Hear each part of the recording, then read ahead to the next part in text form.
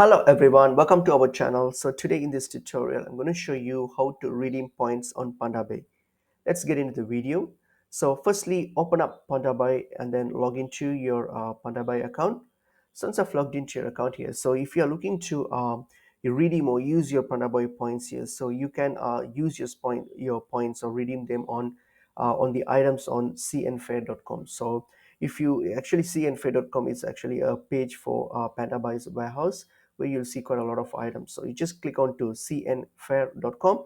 So so go to cnfair.com here. So uh, once you're on this cnfair.com, so all you have to do, you can just find an item that you like that you wish to redeem. So just choose any item here. So for example, let me choose this one. So this shoes here. So I will click on it, and then what you have to do now here, click on this. You can choose all this color, size, and all those information. So that's fine.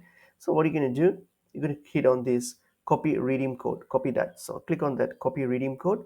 Once you've done with that, now go to your Pandabuy account. So open up your Pandabuy account and then just go to your account first, and then when you get to when you get to your account, you will see these my points here. So just 1 second. So if you get to your account here, you'll see an option tab here under my points on your left panel. So click on my points.